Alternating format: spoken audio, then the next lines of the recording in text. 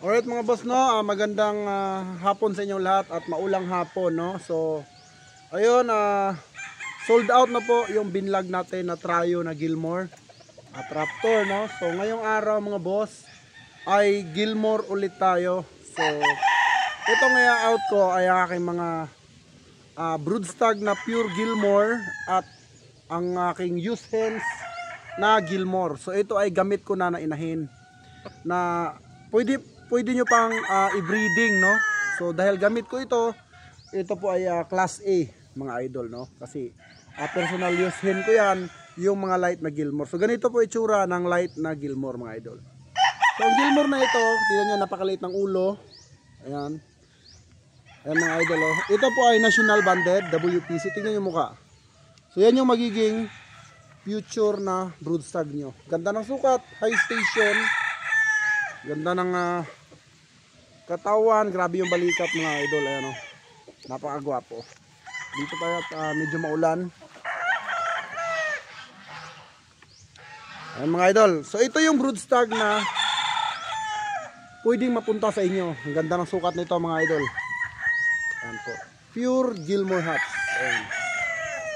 So ito yung mga light na Gilmore mga idol. Pungka na Gilmore. Tapos green legs. Ayan. Ang ganda, oh.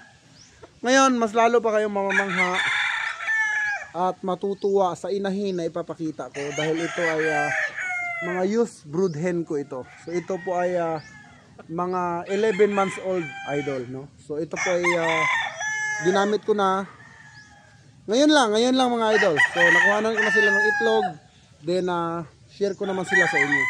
So ito yung broodstag mga idol. Tignan nyo naman. Yung binlog natin na Gilmore mga idol ay na-sold out agad. Grabe, wala pang isang araw, nag-PM agad si boss at kinuha agad yung Trayo. So ito, hindi rin ito magtatagal mga idol. Ayan, ganda, oh. Okay, so tara, pakita natin yung pwede nyo maging inahin. So let's go. So mga idol, bihira lang po ako mag-out ng mga personal material ko. So dahil marami na ako nakuhang itlog sa kanya at still hanggang ngayon umiitlog pa rin siya mga idol. So ayan po yung Gilmore natin na light. Ayan mga idol, green legs po yan, sobrang nipis ng paa. Ayan. Yung ulo. Ang kagandahan dito mga idol ay yung broodstag natin mahaba-habang gamitan dahil 7 months old lang yung broodstag. So Trayo ulit tayo mga idol, super affordable at saktong-sakto panimula, no, sa inyong breeding. Lalo na ngayon, breeding season, umiitlog na, isasalang nyo na lang. Okay? So ito yung unang inahin. Ang ganda nito mga idol, grabe, o puso yung kanyang katawan, heart shape. At saktong-sakto panimula. Kung ito ay small backyard breeders, pasok na pasok sa ito. EEG po ito mga idol, no? EEG brood hen. Ayan. EEG line, Gilmore hats, light. Pakita ko naman yung isa pa mga idol. Short vlog lang tayo.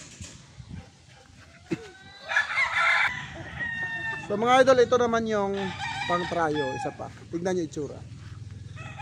Grabe. Mga idol, talagang continuous po ang itlog, no? So pagdating sa inyo, salang nyo na lang mga idol. Tapos na i-priming, bacterial flushing, i-breeding nyo na lang. Ito ay kakakuha ko lang sa aking battery cage, no? Pure Gilmore hats, light side. Guys, ang anak ko nito pungka na Gilmore, no? Dahil syempre nagkontrol ako sa early bird ngayon dahil sa local ako bubuljack ng breeding. Yung early bird kasi konti lang i-breed ko. Kaya syempre nag-out tayo ng pwede nyo panimula. Ang ganda nito guys, gandang inahin, no? Bultong katawan, ready to use. Use but not abuse. Guys, ginamit ko po ito sa early bird. Ibig sabihin, class A po ito. Ayan guys, oh. Yun, oh. Napakaganda. So, ayan guys, ano pang hinihintay nyo? Andyan lang yung messenger ko dun sa vlog ko sa Gilmore. Andyan. Nasa sayo na lang yan kung kukunin mo ito o hindi. So, Trayo tayo guys. Ang out natin. Alright.